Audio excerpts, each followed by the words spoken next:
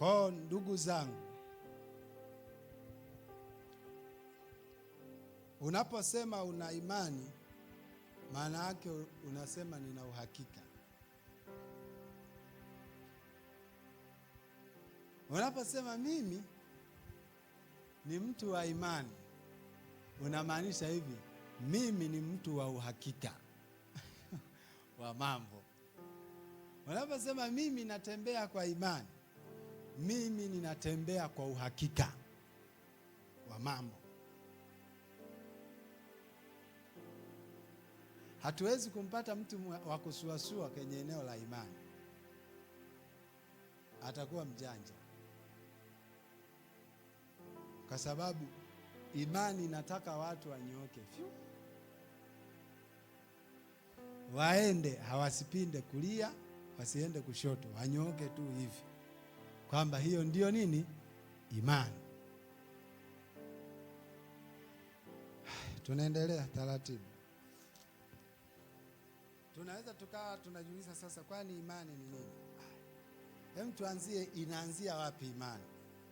Labda huko ndio tunaweza tukaanza kuelewa tunatokea wapi. Inaanzia wapi imani? Maana tumeianza tu imani ni nini, lakini hem, tuianzie kule, inaanzia wapi imani? Hapa nazungumzia imani ni general. Maana hata kama ingekuwa mchawi naye angenisikiliza tu, kwa sababu naye anaamini katika uchawi wake. Kwa na wewe inamuhusu kwamba inaanzia wapi imani. Inakuja tu vyu, ina imani. Inaanzia wapi imani? Yaani wewe unajua imani inaanzia wapi?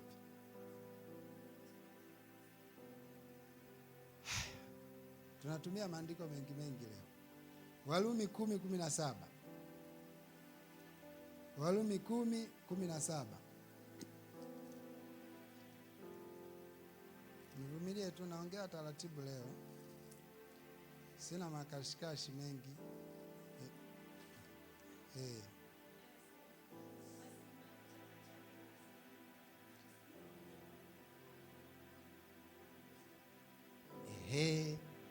Haya, huyu ameenda mbele sana, amesema na kusikia huja kwa neno la Kristo. Ameanza kuitofautisha imani. Sasa tunazungumzia imani inaanzia wapi ndani yako, ili kuanza kuita hii ni imani. Imani chanzo chake ni kusikia. Kusikia. Unasikia nini? Haya, unasikia nini? Kwa sababu hauwezi kuanza kuwa na imani kwenye eneo ambalo haukusikia. Hakuna chuo ulienda tu kama haukusikia kiko bora. Hakuna mahali ulienda kukaa tu kama haukusikia mahali pale ni pako salama. Hakuna kitu uliamua kukifanya kama kwanza haukusikia. Kila kitu ulianza kwa kukisikia. Umekuja hapa ulisikia. Aidha kuna mtu alikuja kukushuhudia ukasikia. Aidha ulisikia vyombo vinalia ukaja. Kwa hapa wote hapa na waita mna imani, kwa sababu kama msingelikuwa na imani msingekuwepo hapa. Mliposikia mkapata uhakika wa kuja hapa. Mlisikia nini? Kwamba pale ni hema ya Mungu, kuna neno la uzima, kuna kila ulichosikia uliamini. Uliaminije? Ulikibeba kama ni uhakika. Maana ungesema ni uongo usingekuja. Ila uliposema ni uhakika kile kitu kiko hivyo, leo uko hapa. Leo uko umekaa hapa. Maanake imani inaanza kwa kusikia. Ndo unaumba imani. Umekuta hata kwenda kwa mganga wa kienyeji hauendi kama haujasikia. Kuna mtu huwezi kuwa urafiki naye mpaka usikie anasemwa na watu. Kwamba hujawahi kuonana naye, umeonana naye, umewahi kula chakula naye, umewahi hata kufanya kitu pamoja naye, ila haukuwahi kumfanya kuwa rafiki yako mpaka uliposikia anasemwa kwa tabia njema ukasadiki, ndo akawa rafiki yako. Kwa nini? Kuamini au uhakika huletwa na kusikia. Ndo maana unachokisikia mara kwa mara huwa kinaleta uhakika. Amekisema huyu, akakisema na huyu, akakisema na huyu, huwa kinaleta uhakika ndani. Maanake kama hakikusemwa hakiwezi kuwa uhakika ndani yako. Kama manabii wasingemsema Kristo tangu enzi zile za Musa, inawezekana ikawa ngumu sana, ingelikuwa ngumu sana kumpokea Kristo, kwa sababu walisikia wakaamini. Walisikia wapi? Wale waliotembea na Mungu wakaeleza mambo hayo. Hawa nao wakasikia, kwa kuwa walisikia matendo yale wakayaamini, yakatendeka katikati yao. Kwa nini wakayasema haya mambo ni uhakika? Waliposema haya mambo ni uhakika, yakawa maisha yao. Manake unapoamini na kusema ninaamini, umeanza kuvaa uhalisia wa kile kitu unachosema naamini. Ila kama ule uhalisia wa kitu kile unachokitaja kwamba unakiamini haupo kwenye maisha yako, ni muongo kabisa, ni muongo. Kwa sababu imani ni ule uhakika wa mambo. Niambieni, nyewe mmemwona Yesu? Niambieni, nywele zake zilikuwa za rangi gani? Lakini mnapomlilia mpaka na machozi hapa, niambieni, mlikuwa mnamlilia, mmemwona nyie? Ana sura gani? Ana sura gani Yesu? Inafanana na Adani? Inafanana na Sofia? Eti au inafanana na mama mchungaji? Lakini tumesikia neno la Kristo, tulipoliamini ikawa hivyo. Tulipochukua uhakika wa lile jambo ikawa hivyo. Kama tusingeona ni uhakika wa lile jambo, leo tusingeitwa waamini.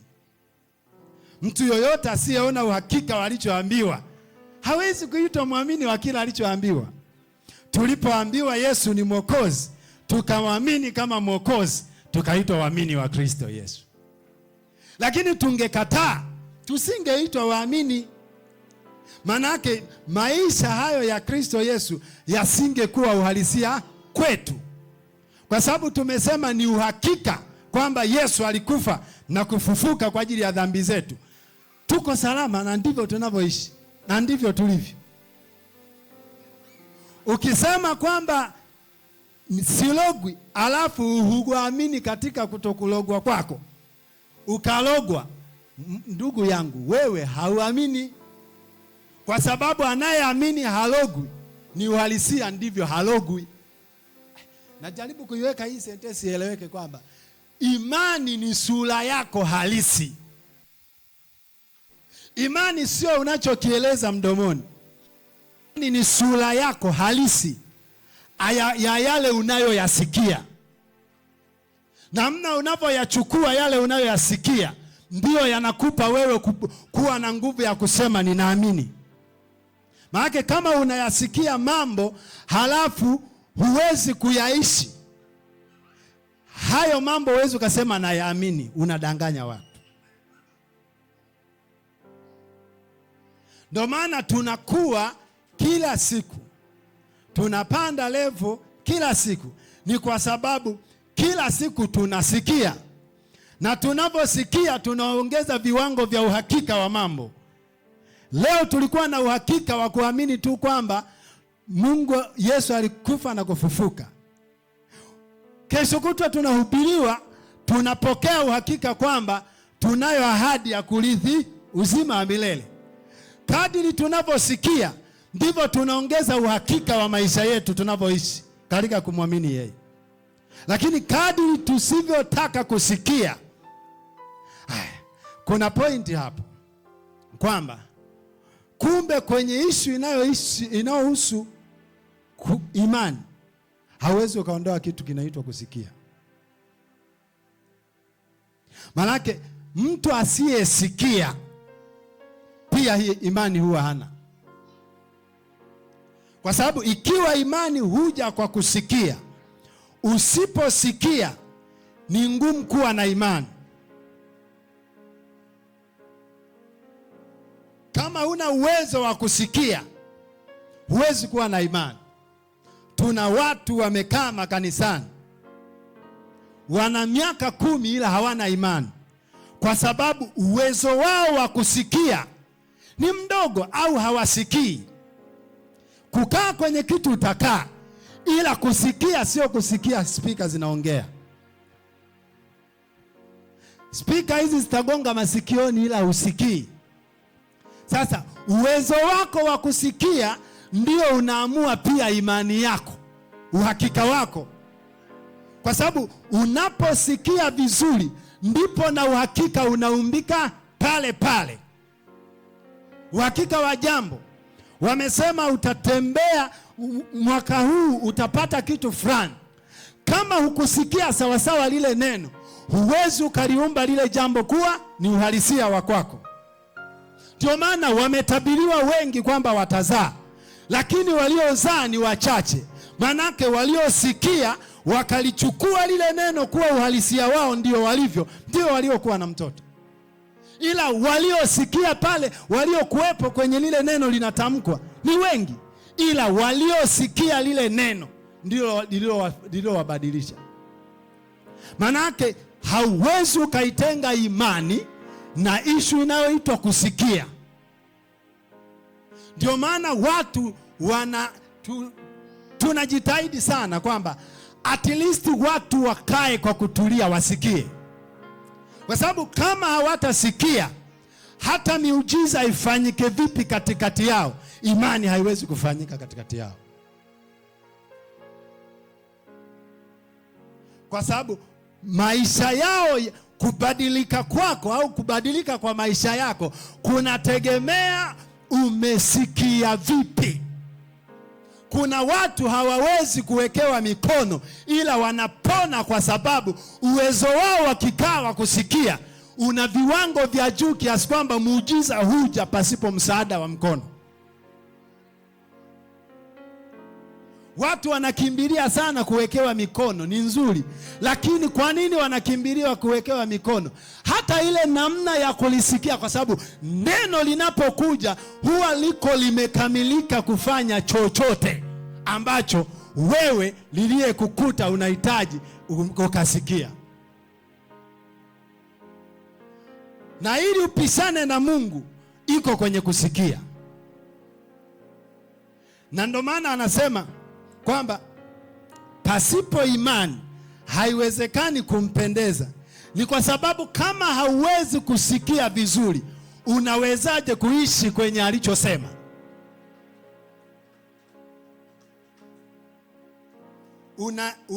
Unahitaji kusikia vizuri ili imani yako iwe vizuri. Ukisikia kwa mashaka, hali kadhalika maisha yako yatakuwa ya mashaka. Ukisikia kwa kurukaruka, ndivyo sura yako itakavyokuwa ya kurukaruka. Kwa aliyesikia kwa utulivu, ndivyo na maisha yake yalivyojaa utulivu. Aliyepokea neno vizuri, akalisikia kwa masikio ya kusikia, viwango vyake huwa vimebadilika.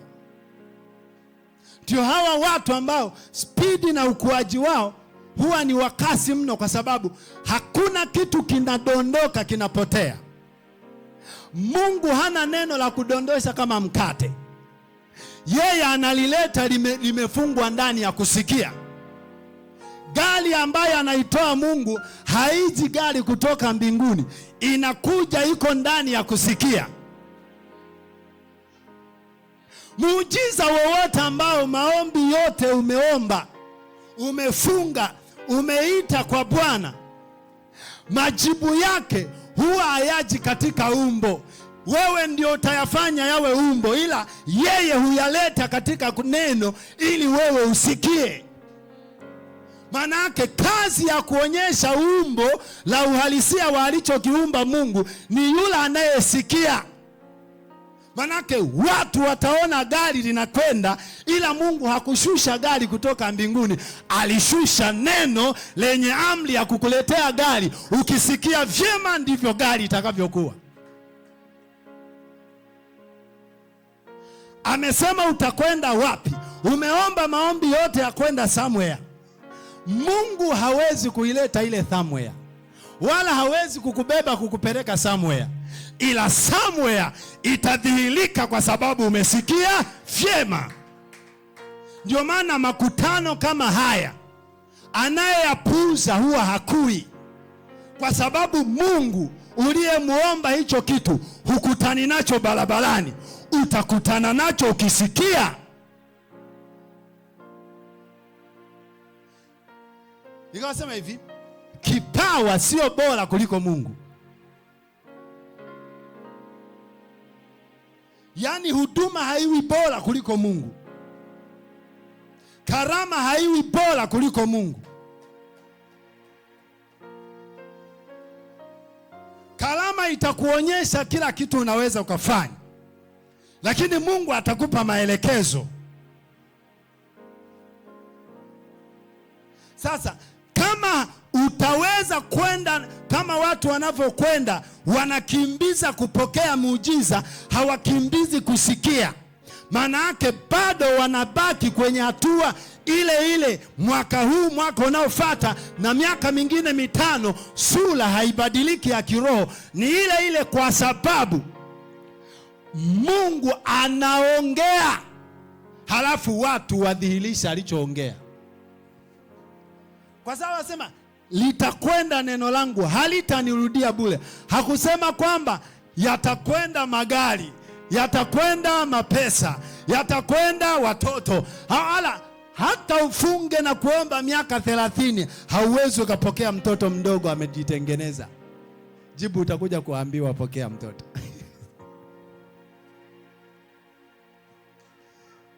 Unaona shida ilipo? Yaani funga na kuomba juu ya haja una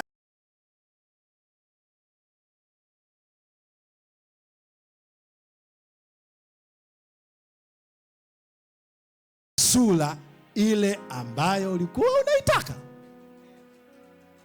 Kwa kama mtu anasema anayo imani na hana uwezo wa kusikia, ni muhuni kama wahuni. Malizieni kwa vizuri kabisa. Kama huna uwezo wa kusikia na unasema una imani, wewe ni muhuni kama, wewe ni mjanja kama. Tuko vizuri eh? Tuko vizuri. Ila sisi sio wahuni. Sio wajanja kama wengine. Sisi tuko tunasikia.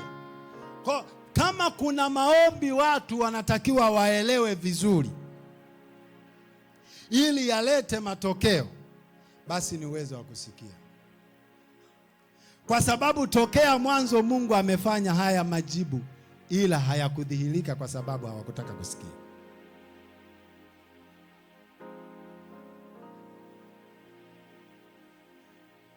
Sometimes imani huwa zinakuwa mpaka zinawaza nikitoka hapa nitakutana na hicho nilichokiomba. Hapo ulichoomba ni kinatengenezwa kwa mikono ya binadamu.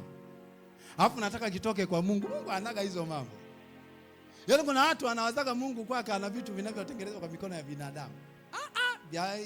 Yeye ana vitu standard sana.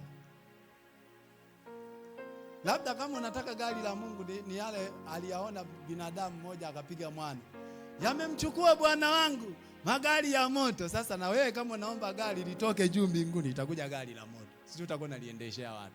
Na utalipandaje? Wewe unataka gari lije lile, unataka lije utaki kusikia. Sasa lije lile ambalo ni magari ya moto. Yalimbeba bwana wa mtu. Elia, asema magari ya moto yamemchukua bwana wangu. Wewe ndio unataka magari ya mbinguni? Si utaendeshea wapi na vumbi hili?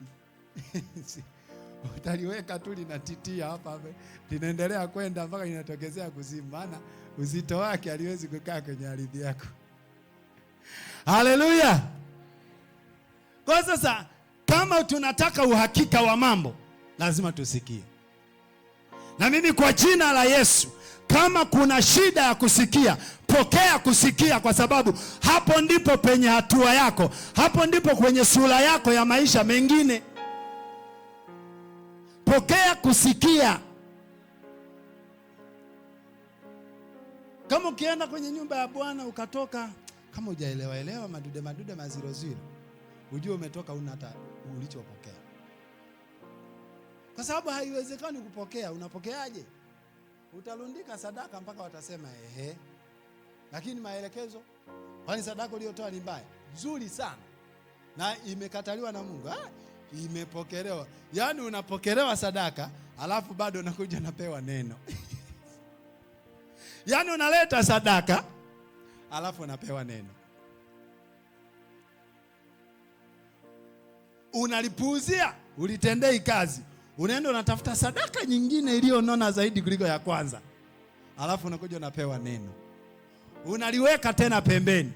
Unatafuta sadaka nyingine kupeleka kwa mchungaji mwingine, maana huyo anaonekana upako wake unayumba umbu, unaenda kulia na kushoto, haueleweki, hauzai kwako.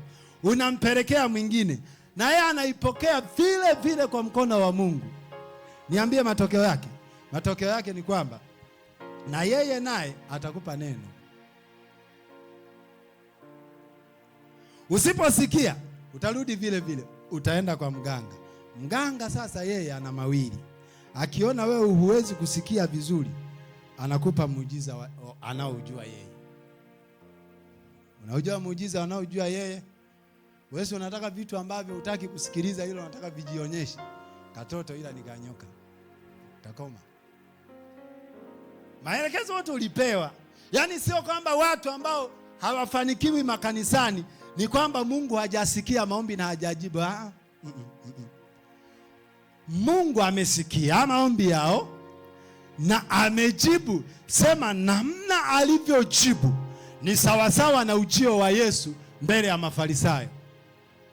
Kwamba Mafarisayo wote walikuwa wanajua anakuja mfalme, wakamtarajia kwenye sura ya mfalme. Alafu mfalme anaonekana na anaeleza, hawataki kusikia kwa sababu wana namna yao, wana image yao, wana picha yao, wanataka aingie humo. Na ndivyo watu walivyo kwenye imani. Wanaposema mimi naamini hivyo, wanataka Mungu aje hivyo, aonekane hivyo, adhihirike hivyo. Hapana, yeye atakupa maelekezo. Ukiingia kwenye maelekezo unakuwa kama ulivyoomba. Ila ukienda nje na maelekezo, haui na imani yo. Bwana asifiwe.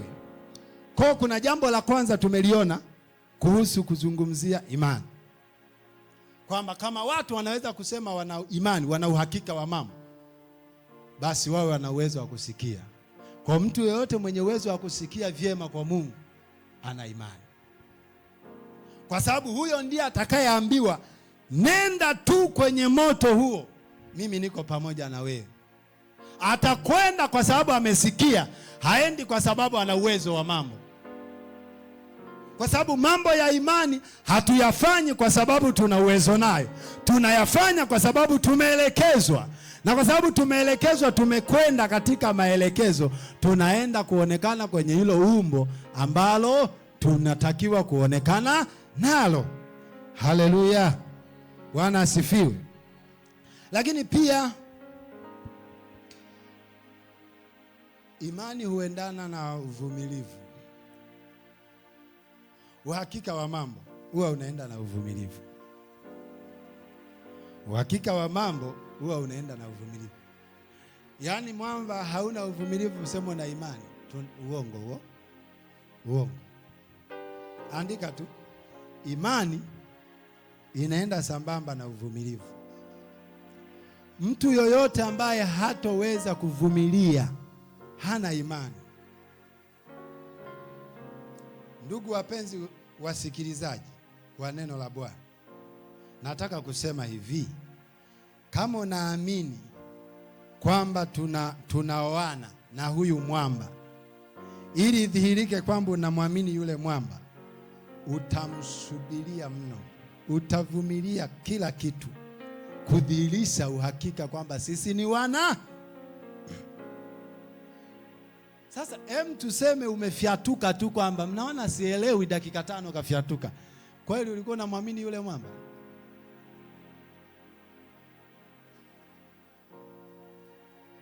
Atakaye vumilia mpaka mwisho ndiye atakaye okoka. Manake imani inakwenda pamoja na uvumilivu, kwamba ninaamini alisema atanibariki. Leo haujabarikiwa, hauondoki, kwa sababu siku ya kubarikiwa iko pale pale kama ulivyoamini, haijabadilika. Na Mungu huwa habadiliki. Akisha sema nakupa, hanaga mizani ya kubadilika badilika, kwamba leo mweusi kesho mweupe. Mungu akisha sema ni mweupe ni mweupe, ila wale wanaodhihirisha kwamba wanamwamini yule mweupe ndio wale wanaovumilia. Amechelewa au amewahi, wako. Anatoa hajatoa, wapo. Hawajakutana muujiza leo, wapo ibadani. Wamekutana nao, wapo ibadani. Leo wengine ametendewa ila yeye hayupo, yupo ibadani. Ni kwa sababu Mungu anatembea na wavumilivu kama yeye anavyotuvumilia sisi. Hali kadhalika wote wanaoamini katika Mungu huvumilia, kwa sababu Mungu hajawahi kusema uongo. Uvumilivu umebeba mambo mengi. Uvumilivu wa Mungu umebeba mambo mengi. Uvumilivu wa Mungu umebeba madhaifu yako. Kwa ukivumilia utatengenezwa. Umeomba jambo ambalo Mungu akiliangalia linakupeleka jehanamu. Ni jema, linapendeza, ila linakupeleka mautini. Iko njia ionekanayo kuwa safi machoni pa mtu mwenyewe, lakini machoni pa Bwana inampeleka upotevuni. Sasa Mungu anafanyaje? Kwako wewe ndio maombi ya kuomba, siachani na huyu jamaa tufe kupona. Mungu naye akiangalia anaona kwako wewe lafaa, lakini ninavyokuangalia unapotea. Anachofanya, anakuvumilia wewe, anakuandaa mpaka uwe sawa, ukutane na huo muujiza. Kwa sababu sisi tunaomba vitu vingi kwa kuangalia pale, Mungu anajibu kwa kuangalia kule. Hiyo ndio tofauti yetu, kwamba sisi hatujawahi kuomba jambo kwa kuangalia kule, na hata huo uwezo hatuna. Utatudanganya mwaya, utatudanganya kwamba mimi naangaliaga mbele. Hauna uwezo wa kuangalia mbele kuliko Mungu. Mungu ndiye anayeangalia mbele zaidi ya mwanadamu. Yeye anapotoa muujiza wake ameangalia mbele. Mambo tuliyoyaomba ni mazuri, ni mengi, yanafaa, lakini mbele ya Mungu yanaonekana kama tukipatiwa haraka. Kuna watu hamtakaa katika nyumba ya Bwana. Kuna watu hamtakaa mpaka mtengeneze kwanza, ili atakapokuja yasiwe na majuto kwenu, iwe baraka kweli kweli. Maana amesema karama ya Mungu haina majuto. Ukipewa umepewa. Usije ukaanza kusema aliponipa nimebanana na kazi. Lazima uwe na huo moyo mkubwa wa kusema haiwezekani, nitafunga ofisi, nitakwenda kwa Bwana. Lakini kama ukipewa hauna uwezo wa kufunga ofisi kwenda kwa Bwana, amekupoteza Mungu. Kwa kati ya watu, kati ya mwite mtu anayeonaga mbali, ila kati